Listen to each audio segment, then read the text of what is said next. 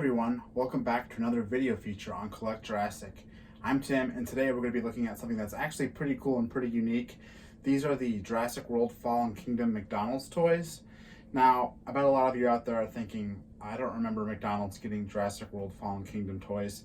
And that's because pretty much everywhere in the world they didn't. But in South America, a few countries did get these toys. I know Mexico for sure got them, and then Peru, where I imported these ones from, also got the toys. I think the rest of the world was stuck with Incredibles 2 or something like that. But I think once we go through these toys, you'll see these are very, very cool, and it's kind of a shame they didn't come out everywhere because they are actually very faithful to the dinosaurs in the movie, very faithful to some of the scenes, and there's just a lot of cool detail for what's basically a Happy Meal toy. So we'll go through each one and take a look at it, get some close-ups, show you how some of the cool action features work, and we'll get started with the first one over here.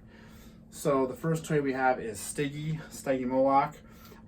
You know, very faithful to the movie. Like I said, all of these are kind of oversized head, a little more cartoony, but kind of a cute little thing it does is it's a pullback toy, kind of a classic toy. It doesn't work too well on this table, but you get the idea. Landing action, Stiggy Moloch.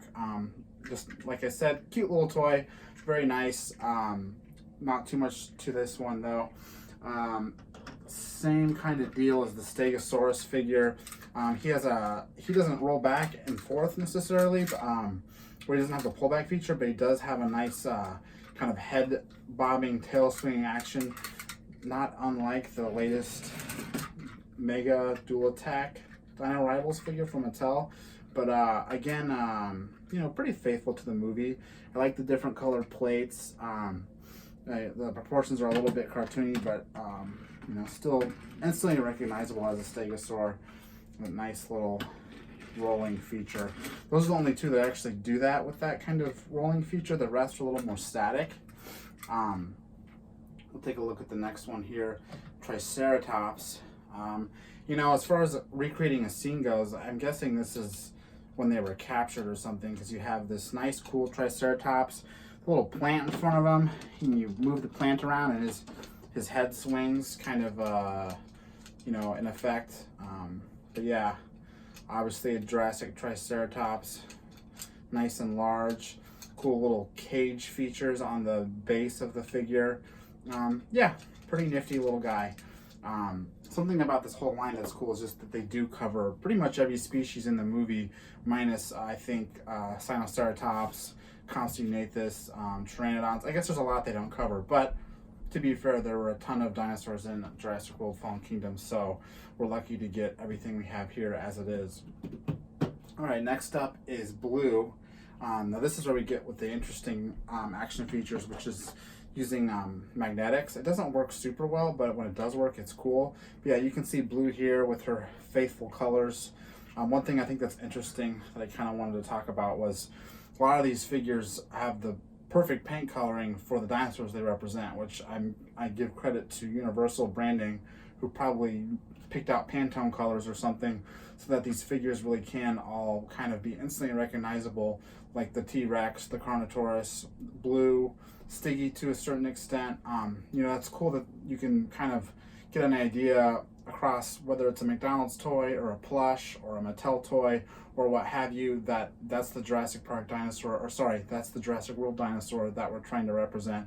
I know with the vintage line, you know, whether you got a stuffed animal from this company or a stuffed animal from that company or a Kenner toy or an eraser, I mean, the dinosaur designs and colors were kind of all over the place back in the 90s, but they really locked it down here, and you can see that with this Blue figure. I mean, it looks pretty much picture perfect next to the Mattel figure or a couple other random collectibles that I have that are Jurassic World themed with Blue. But yeah, let's take a look at that magnetic feature. Kind of like the first movie, you got Owen with the clicker here, and you can kind of use this to push Blue's head around. Like I said, it works okay. It's not like the most, you know, obvious thing in the world, but you can kind of see that she kind of, using magnetics, kind of pushes the head. She kind of leads away. So cool little kind of, you know, gimmick, training the raptor, move its head. And you know, pretty cool Blue sculpts too, actually. I do like it. Across all these Happy Meal toys, I think they did a great job with the sculpts. Considering, you know, probably the amount of money they put into these isn't too much. Next up is my favorite of this whole line, which is the Baryonyx. Again, paint coloration very similar to the Mattel toy. But yeah, this one's action feature is this little computer here. So we have the scene straight out of the movie with the kind of underground tunnel, Baryonyx coming out, and you got the computer console that Claire and Justice Smith's character, why am I blanking on this right now? Man, I'm blanking on his name. Anyway, they're on this computer console, and this is kind of just a little representation of that scene, but very cool details on the Baryonyx. Again, my favorite. I just like how it's a miniature movie scene in a toy. That's kind of like what I dig about a lot of these. But yeah, Baryonyx, definitely my favorite.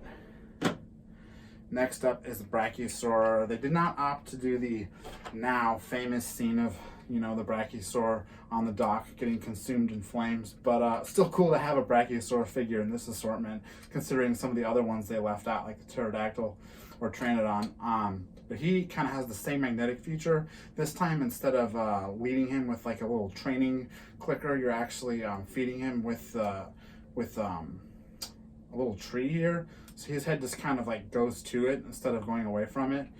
I don't think you can do it the other way. Yeah, he kind of just gets stuck to the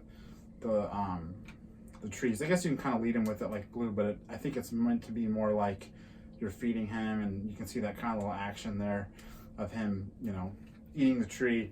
But yeah, cool. Brachiosaurus, love him. Great original species from Jurassic Park. Seen again in Jurassic World. All right, next we're going to look at another one of my favorites from this series, which is the Carnotaurus with the gyrosphere. Much like the Baryonyx, you just push the gyrosphere around and the Carnotaurus is going to kind of lunge at it. Again, perfect scene from the movie. I mean, I just love these ones that really went out of their way to make a tiny little scene in one. Just epitome to me of a cool Happy Meal toy. Not just giving out figures, but kind of making a little action too. You can see a nice little crack in the gyrosphere too. So yeah, Carnotaur, very cool. Again, colors very reminiscent of the movie, very reminiscent of the Mattel toy. So really like that consistency across the toys. All right, next up is the Queen herself, Tyrannosaurus Rex, another one with the paint coloration just being kind of instantly recognizable as, you know, Jurassic World Rex. This time we have the flare that we're using to kind of, you know, push her around, lead her, repel her, whatever you want to do. Just that slight magnetic gimmick, but still base figure, awesome base figure, kind of on a rocky surface. So I would take this as sort of like the volcano scene in the movie. But yeah, instantly recognizable Jurassic Rex. Awesome little Happy Meal toy. So cool. All right, now we have the villain, Indo Raptor.